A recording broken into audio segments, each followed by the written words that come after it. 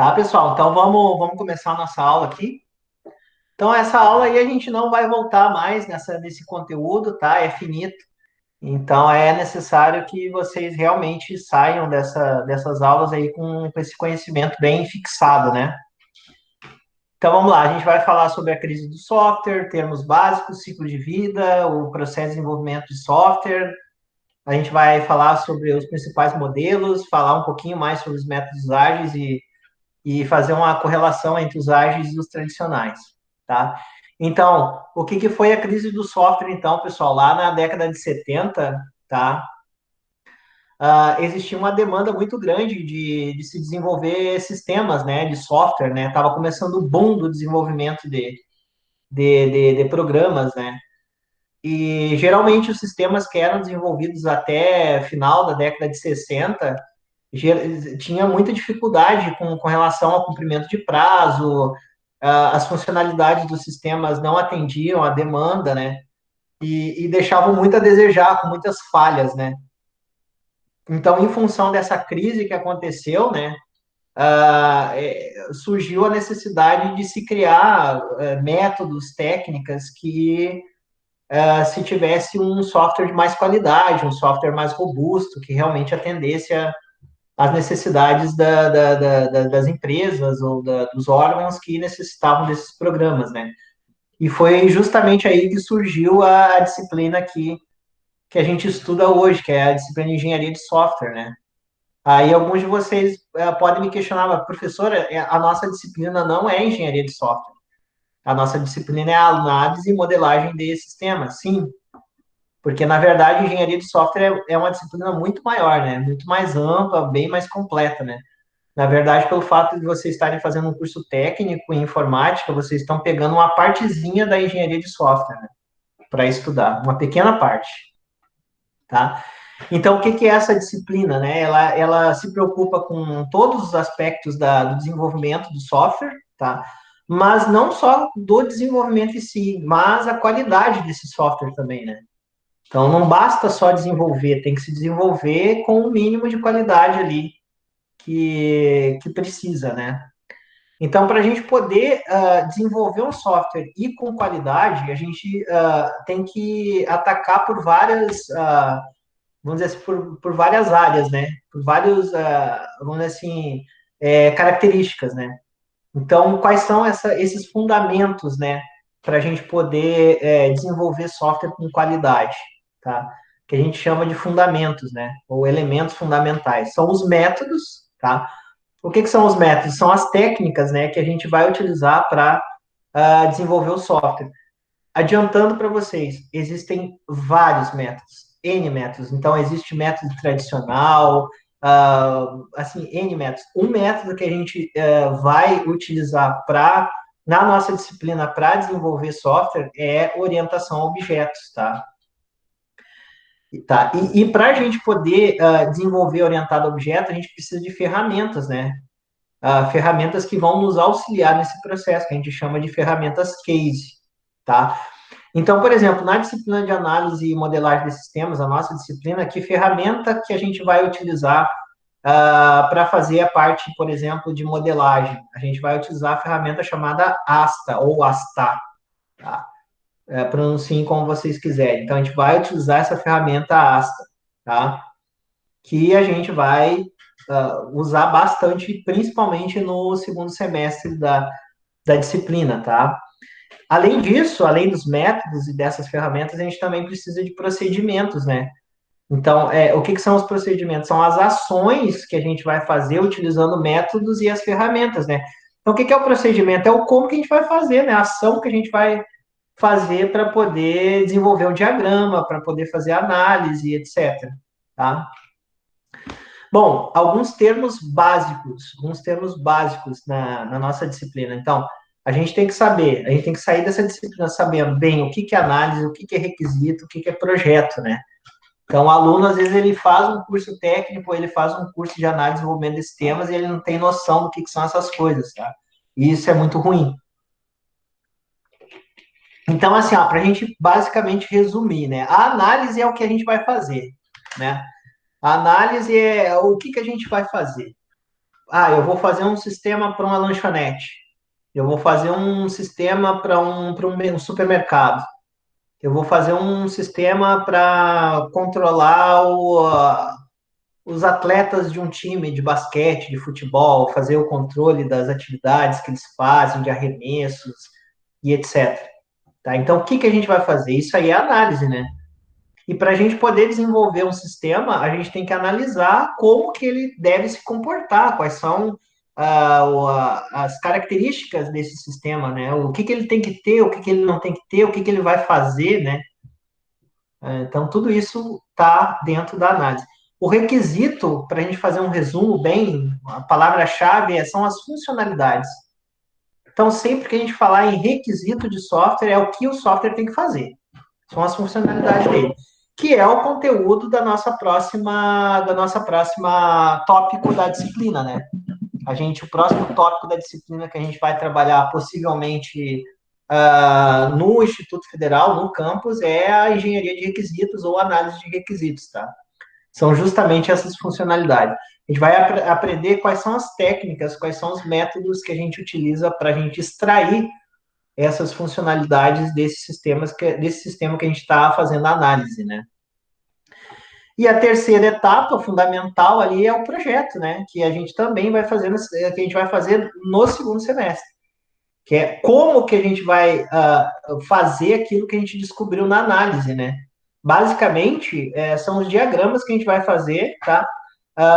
Tomando como metodologia a orientação a objetos e utilizando a UML, que a gente vai trabalhar bastante com o ML no segundo semestre também. Então, sempre que a gente falar em diagramas, a gente está falando de diagramas UML, tá? Que é para a gente poder fazer a modelagem do nosso sistema, que a gente propôs lá na análise, tá? Bom, ciclo de vida, né? Então, o que, que é o ciclo de vida? O ciclo de vida é um passo a passo, é uma receita, né? Ciclo de vida vamos dizer, a forma com a qual você vai desenvolver o teu sistema, quais são as etapas que estão envolvidas, o passo a passo envolvido para você desenvolver o sistema. Então, a gente estava comentando ali em off, né, antes de iniciar a aula, a questão do SIGA, né? Alguns alunos aí estavam conversando, falando que o SIGA utilizou uma metodologia ágil de desenvolvimento. Outros alunos disseram que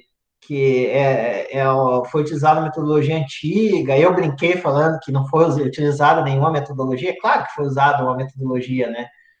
Mas a questão é a seguinte: será que esse ciclo de vida que foi adotado no desenvolvimento desse software em particular, será que ela foi seguida? Será que ela foi, vamos dizer assim, seguida realmente? Ou foi algo mais empírico, né? Feito, vamos dizer assim, naquilo que eu falei para vocês do conserta e estraga, né? Foi se fazendo como uma colcha de retalhos que a gente chama, né?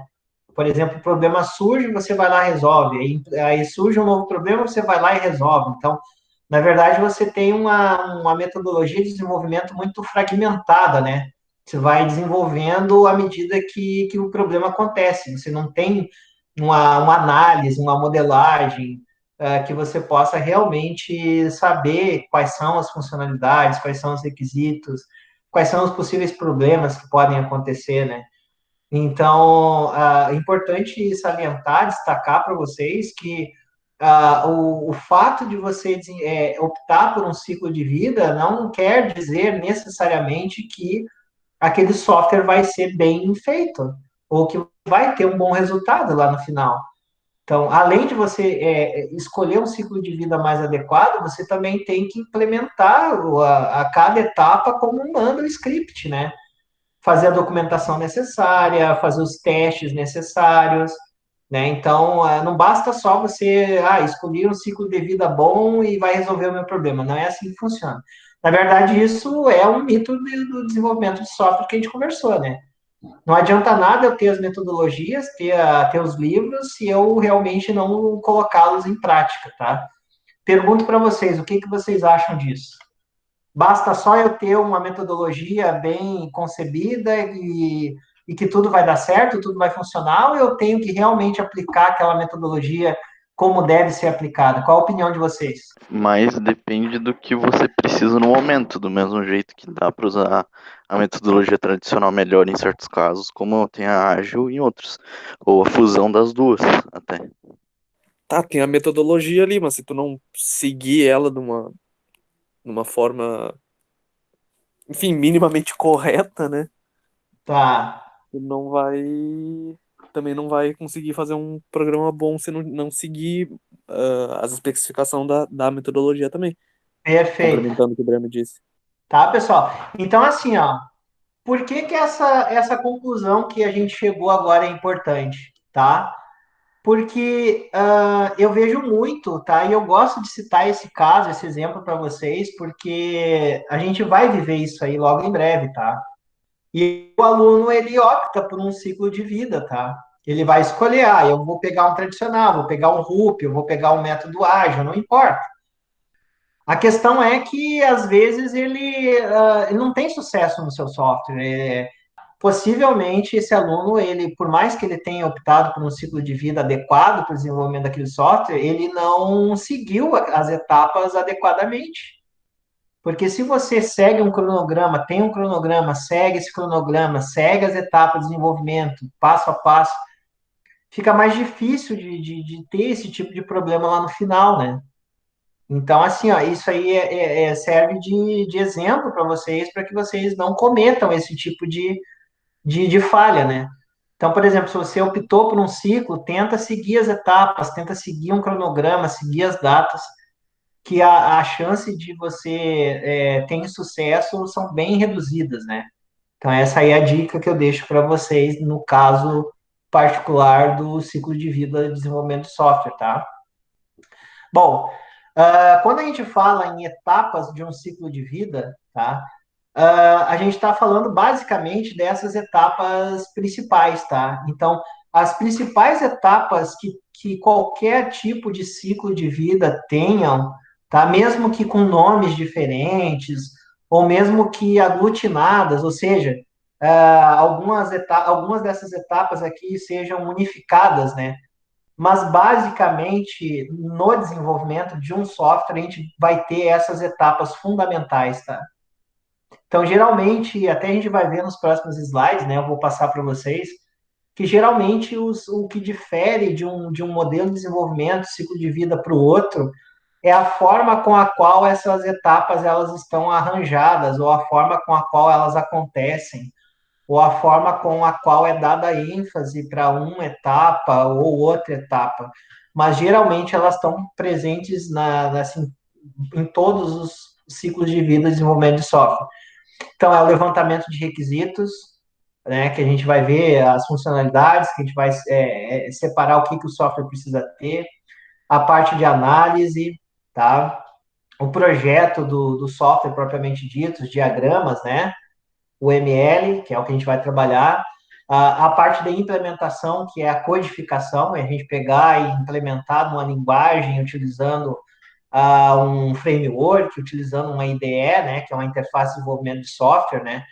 Então, por exemplo da implementação, né? Eu falei exemplo do projeto, fazendo os diagramas UML, mas um exemplo da implementação, a gente utilizar a linguagem Java para desenvolver, utilizando, por exemplo, a IDE NetBeans, ou a gente utilizar o PHP, tá, para programar usando o Sublime, né, o Sublime Text. Então, aqui na implementação é onde a gente escreve o código-fonte propriamente dito, tá? A parte de testes, que a gente vai verificar se aquilo que a gente implementou realmente está funcionando da forma que tem que funcionar. A implantação, que é a gente pegar esse software e implantar no cliente, tá? E a manutenção, que é a gente verificar possíveis erros, correções, novas funcionalidades. Então, basicamente, um software ele tem essas etapas principais, tá? De desenvolvimento, tá? Como eu tinha dito para vocês, né, em relação às fases ou etapas do ciclo de vida, nos modelos diversos que a gente viu, elas mudam no quê? A forma com a qual elas são agrupadas, a importância de uma fase em detrimento de outra, Mas, basicamente, aquelas etapas ali, elas se repetem nos demais modelos de desenvolvimento, tá? Bom, então, tudo isso que a gente falou e que a gente viu até então, a gente tem por objetivo o quê? Né? Desenvolver um software que seja livre de erros ou com menos erros possível, que a gente tenha uma redução do retrabalho, né? Que a gente não tenha retrabalho, a ideia é a gente não ter retrabalho. O que que é o retrabalho? Quem é que pode me dizer? É voltar e refazer uma parte que já estava pronta, né? Porque deu algum erro, algum problema. Exatamente, bem isso. Então, o retrabalho, por exemplo, vamos para o mundo real, né? A gente implementou uma funcionalidade do software, tá? Só que aquela funcionalidade que a gente implementou não era bem aquilo que o cliente precisava, né? Vamos supor, vamos dar um exemplo aqui, né? O cliente ele pediu que tivesse um relatório no sistema um relatório de contas a pagar e que esse relatório tivesse como filtrar por cliente e por período, por datas, né? Tá? E aí tu fez a implementação do teu software e ele não consegue fazer a consulta pelos clientes, tá? Ele está bugado, está com erro, não consegue fazer a consulta no banco de dados. O que vai acontecer? Ele vai ter que voltar para a implementação para refazer aquele código. Então, isso aí é um retrabalho ou não é um retrabalho? Um outro exemplo, vamos supor que você está desenvolvendo um sistema lá para delivery, né? E aí, na hora que finaliza, você desenvolveu todo o sistema, né? Aí, lá na hora que o cliente vai finalizar o pagamento lá, o pagamento, ele buga. Ele não... Não, vamos dar um outro exemplo. Vamos dar um outro exemplo. Eu estou mandando uma atividade para vocês aqui no Siga, tá? Aí eu marco para o Siga mandar uma notificação para vocês daquela atividade e o Siga acaba não disparando essa notificação, tá? E aí, isso é um bug? Isso vai dar retrabalho ou não vai? Deveria dar, né? Deveria dar, né? Deveria dar. Tá, pessoal? Também para evitar que os cronogramas não sejam ultrapassados, ou seja, que não haja atraso na entrega, né? E tudo isso tentando minimizar a insatisfação do cliente, né? Que é o provedor, né? É o que paga pelo desenvolvimento daquele software, né? Aqui está um resumo, né? Isso aqui a gente já conversou, já discutiu bastante nas aulas anteriores, né? E eu costumo resumir essa figura aqui, ó, naquela expressão, naquele jargão, né? Que a gente fala de, como é que é? Expectativa versus realidade, né? Vocês já ouviram essa frase, expectativa versus realidade? Famosos memes. Os memes, né? Então, a gente espera uma coisa, mas na hora que chega não é nada daquilo que a gente esperava, né? Bom, processo de desenvolvimento de software, então, a gente já falou, a gente já deu uma definição. É um roteiro que tem as tarefas necessárias para a gente desenvolver um software com qualidade, né? Esse roteiro, ele tem por objetivo a gente organizar as atividades que vão ser realizadas e também ter um controle sobre as mesmas, né? Existe uma quantidade muito grande de modelos de desenvolvimento de software, tá? Então, um outro detalhe importante, eu não lembro, acho que foi o Breno que colocou, né? Que cada modelo de desenvolvimento de software, ele pode ser adaptado, né? A gente pode combinar diferentes características de diferentes modelos de desenvolvimento para a gente ter o nosso modelo de desenvolvimento, né? Então, não é uma coisa amarrada, estanque, imutável, né? A gente pode pegar um modelo de desenvolvimento e fazer algumas adaptações conforme a realidade do desenvolvimento daquele software ou da empresa, né? Modelo cascata, a gente já trabalhou, o modelo cascata ou waterfall, né? Ou tradicional, são esses três nomes que esse modelo tem. A gente tem aqui as etapas bem definidas, né? Uma etapa subsequente, ela só vai começar mediante a etapa anterior ser totalmente concluída, né? Então, ele é um modelo de desenvolvimento mais rígido, que demanda mais tempo para desenvolvimento. porém ele é um modelo que dá para o cliente um software mais completo, né? E geralmente com menos falhas, né? Claro que ele tem as desvantagens dele também, né? Obviamente. Por exemplo, uma desvantagem desse modelo é que os requisitos eles têm que estar muito bem definidos já desde o início, tá? Já na fase de definição de requisitos, você já tem que ter um software bem definido. Tem que ter as funcionalidades dele bem, vamos dizer assim, bem discutidas, bem definidas. Por quê? Porque uma vez tendo passado para a etapa subsequente, ele não vai voltar para discutir ou implementar novas funcionalidades, tá? Outro modelo que a gente também viu aqui, o modelo incremental, né? A gente viu que ao longo do tempo de desenvolvimento do projeto, várias funcionalidades podem ser implementadas, né? E cada funcionalidade que a gente implementar vai ser um incremento no software, né? Por exemplo, aqui esse primeiro incremento aqui, geralmente a gente tem as principais funcionalidades do software, tá? E aí vocês podem perceber que todas aquelas etapas que a gente viu no ciclo de vida tradicional, elas se repetem, claro, com nomenclaturas diferentes ou agrupadas, mas basicamente elas se repetem aqui no incremental. Só que a gente tem incrementos, né? Que são, é como se nós tivéssemos pequenas partes do software sendo implementadas, né? Sendo que o primeiro incremento, geralmente, são aquelas funcionalidades mais principais do software, que a gente chama de núcleo do produto, tá? Então, a gente vai ter vários incrementos ao longo do tempo daquele software, tá? Já o modelo RAD, tá? O modelo RAD, ele é muito parecido, ele é, na verdade, uma subdivisão do modelo incremental, né? Qual que é a diferença do modelo RAD? O modelo RAD, a gente vai ter várias equipes diferentes trabalhando nesses incrementos, tá? E geralmente esses incrementos eles não são, vamos dizer assim, específicos de uma equipe, né? A gente pode ter a divisão dessas etapas aqui sendo realizada por diferentes equipes, né? Por exemplo, aqui a gente não tem diferentes equipes, a gente tem diferentes incrementos do software, né? Já aqui no modelo RAD a gente tem várias N equipes trabalhando em diferentes incrementos do software. Uma outra característica importante é que, geralmente, no modelo RAD, a gente já tem um software pronto para implementar, para implantação. O que é implantação? Colocar lá no cliente. Geralmente em torno de 60 a 90 dias, tá? Então, ele é um ciclo de desenvolvimento de software muito mais rápido que os seus anteriores, né? A gente vai ter um software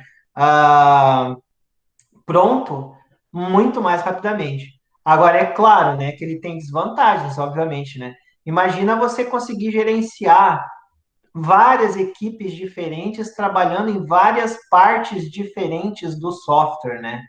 Então, como é que vai ser o nível de acoplamento? É uma coisa que a gente chama, a gente fala muito em engenharia e desenvolvimento, né? Então, como é que a gente vai fazer o acoplamento desses softwares depois, né? Então, tu tem que ter uma gestão, né, um gerenciamento muito grande disso. Não é fácil, não é fácil, tá? Um próximo modelo de desenvolvimento que a gente também viu e que é muito utilizado, bastante utilizado, né, é a prototipagem, né? Então, a prototipagem, a ideia é você ter um software com características, funcionalidades mais básicas muito mais rapidamente, né? Então, por exemplo, o plano do software rápido, modelagem rápida, construção do projeto, o projeto já é o protótipo, né? Na verdade, a construção do projeto já é o protótipo em si, né? Só que assim, ó, ele é um modelo que tem por benefício, quando você não conhece as funcionalidades direito do software, ou quando o próprio cliente não sabe bem as funcionalidades daquele software que ele quer, a prototipagem ela acaba auxiliando, porque, por exemplo, você como desenvolvedor vai lá, faz um protótipo, apresenta para o cliente vai dizer, é isso que eu quero. Não, não é isso que eu quero, tá? Então, esse tipo de modelo de desenvolvimento, ele facilita bastante nesses casos, mas ele também tem desvantagens, né? Por exemplo, quais são algumas dessas desvantagens? O que era protótipo pode virar um software final, né? E a ideia do protótipo não é essa, não é ele ser o software final. Prototipagem também tem pouca documentação. Então, daqui a pouco, se esse protótipo vira um software final, você não vai ter quase nada de documentação. E uma outra desvantagem é que o cliente pode achar que aquele protótipo ali está ótimo, está muito bom, está perfeito, e querer já implantar esse software nem foi devidamente testado, ou ainda falta muita coisa para se desenvolver. Então, existem várias desvantagens também com a adoção da prototipagem. Então, que tipo de cenário que ele é preferível? Por exemplo, quando o cliente não tem uma definição muito exata dos seus negócios ou das funcionalidades do software, quando o desenvolvedor também tem pouco background sobre aquele assunto. Então, nesses casos em particulares, é importante usar a prototipação. Mas é sempre importante que vocês deixem claro para o cliente que aquele protótipo ali não necessariamente é a versão final do sistema, tá?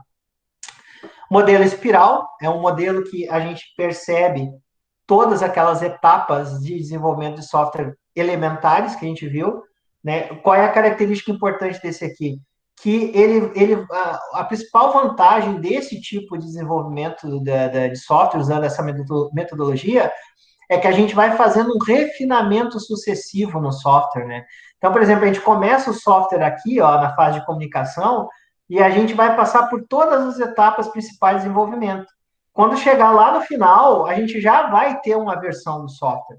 Só que essa mesma versão, esse mesmo software, a gente vai fazendo um refinamento sucessivo nele a cada vez que a gente que a gente faz a espiral, que a gente vai passando pelas etapas elementares. Então, é um modelo de desenvolvimento de software que, geralmente, o resultado final do software é muito bom. Você tem um software muito mais maduro, muito mais livre de erros, de problemas. Só que o tempo de desenvolvimento desse tipo de software também, ele acaba sendo grande, né? Então, uma outra desvantagem, você pode ter um custo muito elevado para desenvolver esse tipo de software, né?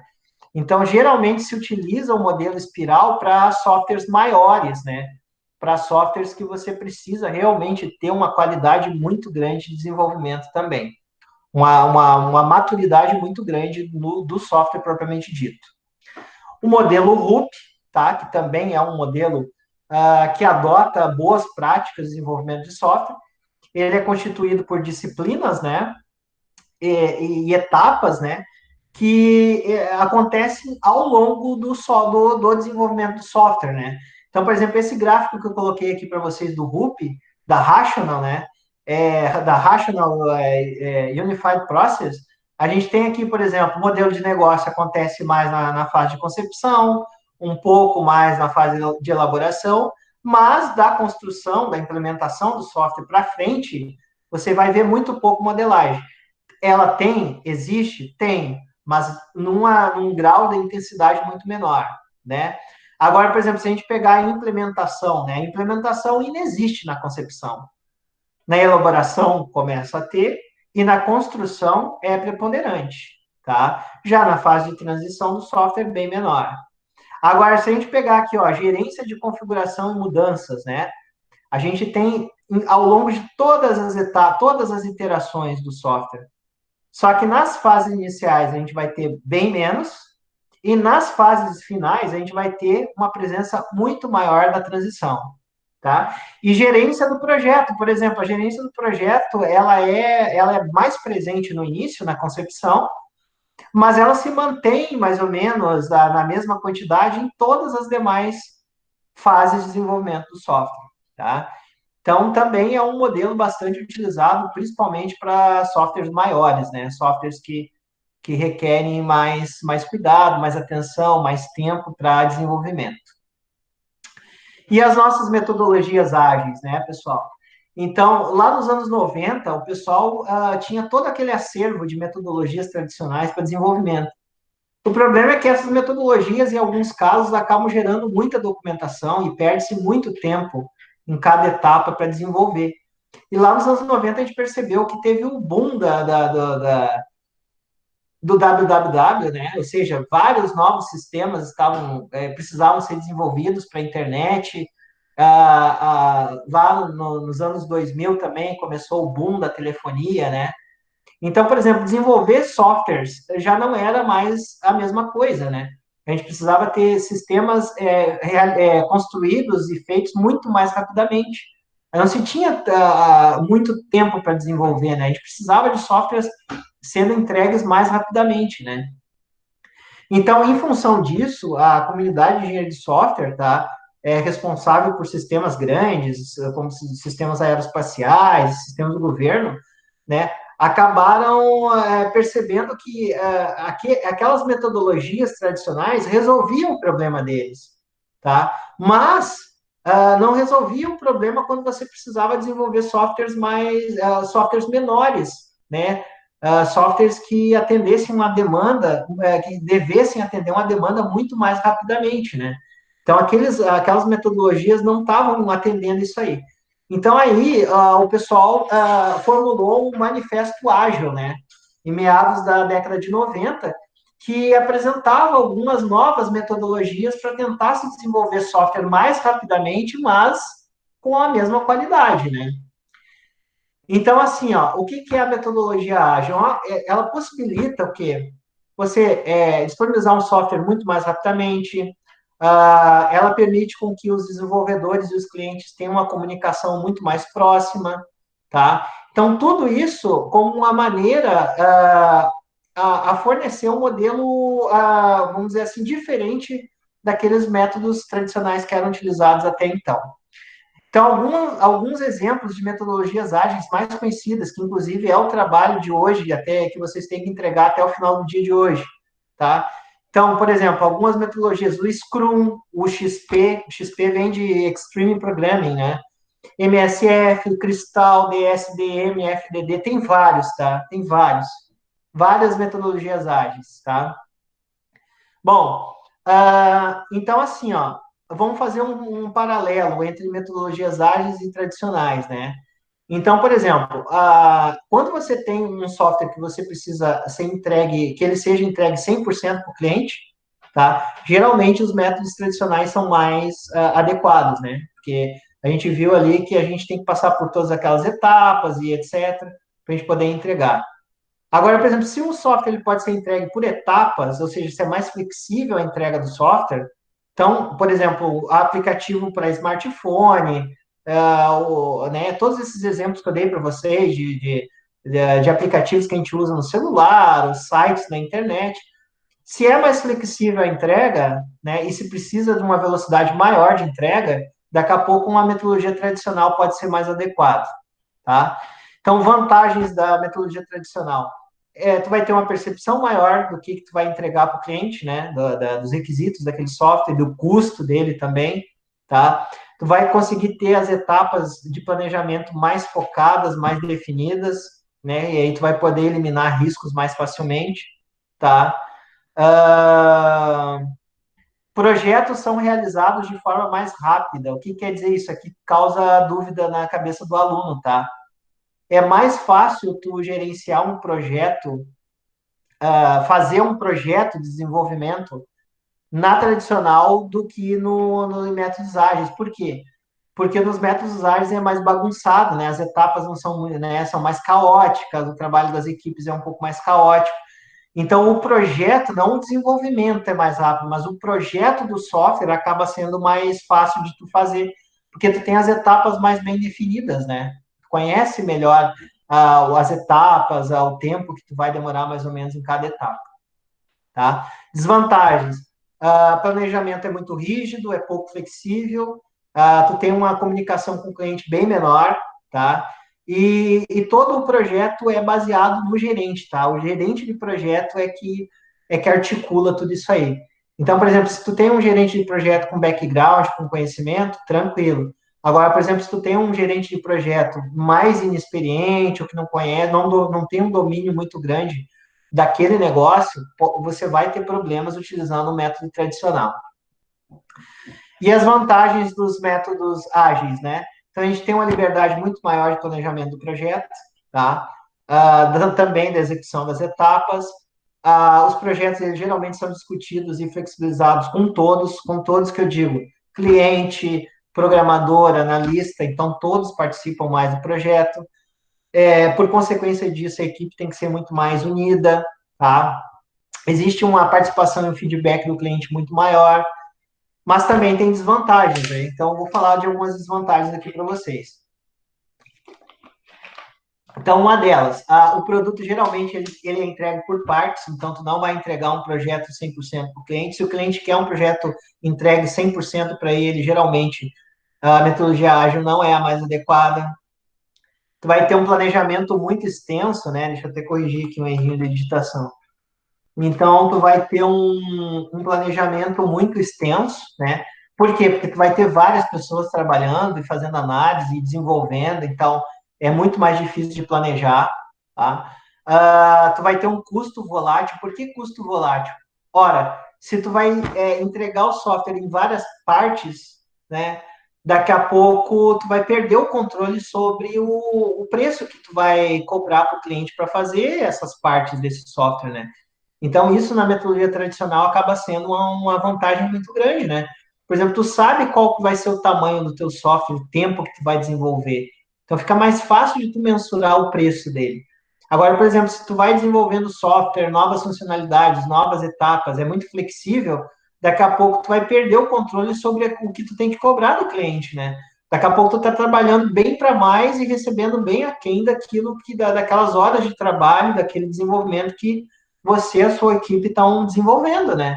Então, isso acaba sendo uma desvantagem, tá? Aí surge a pergunta, mas como é que eu vou saber qual que é o método mais adequado para eu escolher? Se vai ser um tradicional ou se vai ser um ágil? Bom, se a corporação tem um cliente que quer um projeto 100% completo, tá? Não faz sentido usar a metodologia ágil, mas o tradicional. Tá. Se o desenvolvimento do software, né, por exemplo, o tempo de desenvolvimento do software, ele vai comprometer cronograma, se o impacto no cronograma é importante, né, ou o aumento do custo é importante no projeto, é melhor pegar o tradicional, tá? Então, por exemplo, se eu não quero correr o risco de ter um custo muito alto, eu quero ter um custo mais planejado para desenvolver o software, é interessante que se utilize um tradicional, tá? Bom, pontos negativos e positivos também tá no escopo do trabalho que foi passado para vocês, né? Analisar os pontos positivos e negativos de cada uma das metodologias, tá?